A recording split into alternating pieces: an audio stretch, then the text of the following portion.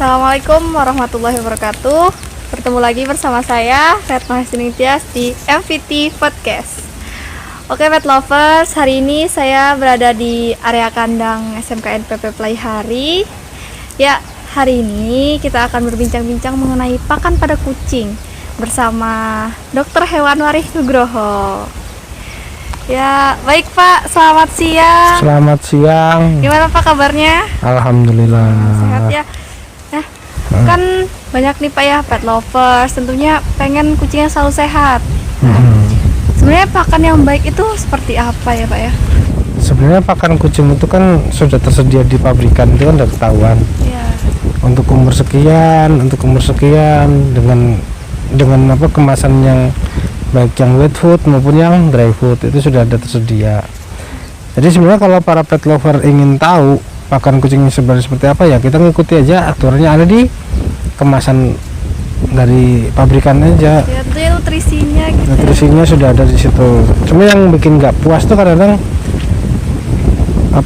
merasa pengen kucingnya tuh gemuk gitu loh. Iya. Itu aja yang jadi masalah. Jadi mulai umur kapan sih Dok kucing itu boleh makan pakan dari pabrik gitu kan? Biasanya ASI ya berarti ya? Kucing itu kan ketika baru lahir Ya. ya sampai umur 2 bulan paling enggak itu kan biasanya ASI eksklusif ya. Jadi full menggunakan ASI. Nah, tapi terkadang namanya manusia pengen cepat-cepat dia bisa makan. Nanti ketika umur 1,5 bulan atau 1 bulan itu sudah diberi pakan tambahan dari pabrikan. Sebaiknya pakan tambahan pada umur 1 bulan ke atas. Ini sebaiknya menggunakan pakan tambahan yang berupa wet food, pakan basah yang untuk umur segitu. Kenapa umur segitu? Kenapa harus basah dan lembek?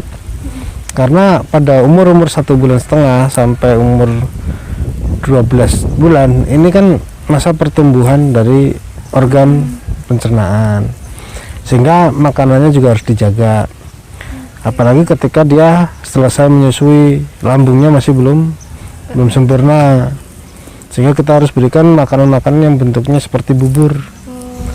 Makanya ada namanya pakan-pakan yang untuk umur 0 bulan ada juga, untuk 1 bulan ada juga. Jadi itu yang bentuknya seperti bubur, betul-betul seperti bubur, sehingga lebih mudah diserap oleh tubuh. Nah, kan sebenarnya kita kan sering bermain dengan kucing kita ya Dok ya. Kadang kita juga makan sesuatu. Nah, kucing kita kan terkadang juga minta. Nah, jadi ada nggak sih Dok makanan yang tidak diperbolehkan dimakan oleh kucing? Nah, sebenarnya makanan yang tidak diperbolehkan oleh kucing itu banyak. Yang paling gampang itu coklat. Coklat. Ya, coklat. Coklat tuh buat kita enak, buat kucing racun. Karena dua kucing ini jika kita makan coklat itu ada reaksi alergi, dan di coklat itu ada kafein. Nah, kafein pada coklat itu kan dia akan meracuni kucing itu sendiri. Coklat, kopi itu Kafein dia itu ya Dok ya? ya dia ada kafeinnya yang bisa meracuni pada kucing itu sendiri. Jadi nggak bisa sembarangan juga ya memberikan makan pada kucing. Iya, nggak bisa. Juga susu Iya. susu sapi itu kadang-kadang juga bikin diare. Kenapa? Karena kucing itu dia tidak perlu laktosa yang cukup tinggi, sedangkan susu sapi yang ada ini kan laktosa cukup tinggi. Iya. Itu Pasti kita nih sebagai pemilik kucing nih ya Dok ya, pengen kucingnya cepet gede, gendut. Tapi kan sebenarnya kalau gendut tidak baik ya Dok ya. Nah, manajemen pakan yang baik itu seperti apa Dok ya? nah sebenarnya kita harus tahu kan kebutuhan pakan kucing itu seberapa. Iya. Jadi kita lihat umur 0 sampai 12 bulan itu kan masa pertumbuhan. Ini tinggi proteinnya, protein cukup tinggi. Nah, untuk pemberian makannya gimana? Ya sepertinya kita lihat protein yang diperlukan untuk 2 sampai 12 bulan itu sekitar 28 sampai 32% dari pakan kucing yang jadi.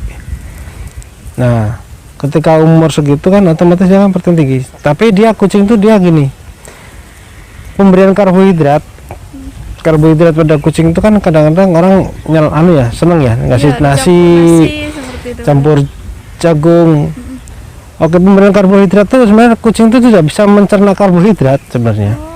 Sehingga kalau apalagi kalau masih kecil ini bisa menyebabkan diare.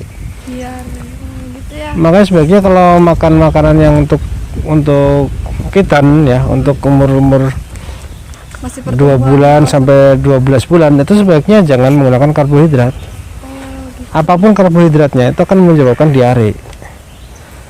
Padahal di masyarakat sekarang masih banyak ya memberi makan nasi seperti itu ya, Dok ya. Iya, karena disering makan nasi dan sebagainya.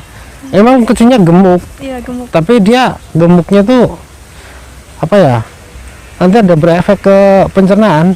Kalau Bisa misalnya diare, biasanya bisa saya yang sering lihat lain. tuh karbo dicampur sama dry food gitu, gimana Dok? Nah, ini masalah. Salah lagi. Karena apa? Kalau karbo dicampur dry food ya. Dry food itu kan dia sudah protein lengkap, cuma bentuknya kering. Karbo ini dia tidak bisa dicerna oleh tubuh. Sehingga apa yang terjadi? Ya bisa terjadi diare atau bahkan kucingnya ini nanti akan, kalau nggak diare malah terjadi konstipasi. Artinya konstipasi tidak bisa buang air besar. Jadi ketika perutnya kembung ternyata dia nggak bisa BAB, lemes, nah itu nanti akan terjangkit kemana-mana. Dan biasanya terjadi pada umur muda kalau yang kayak gitu. Nah kan tadi dari karbohidrat kayak gitu ya. Misalnya kucing tersebut tidak memiliki pakan yang baik kan tentunya bisa menyebabkan timbulnya penyakit ya Dok ya. Iya, ada Nah penyakit-penyakit. itu biasanya penyakit apa aja sih Dok? Paling gampang tuh kan diare ya. Iya. Jadi kalau kebanyakan karbohidrat bisa diare. Heeh. Kemudian bisa juga kadang-kadang nggak bisa BAB. Nah, udah dari dua penyakit itu bisa kemana-mana. Bisa nanti larinya ke perkemihan atau organ kencing dan sebagainya. Oh gitu. Banyak sebenarnya ya masalah untuk kucing itu. Kalau seperti itu kan bingung ya jadinya. Jadi gimana sih Dok ya cara ngatasi kalau sudah seperti itu? Kalau untuk atasi ya maksudnya cuma kita lebih baik pencegahan ya. Jadi kita berikan makan yang berimbang. Makan yang berimbang itu kan proteinnya perlunya sekian persen. Oh kembali ke Kembali ke manajemen pakan tadi pakannya. ya. Jadi kita beri makan.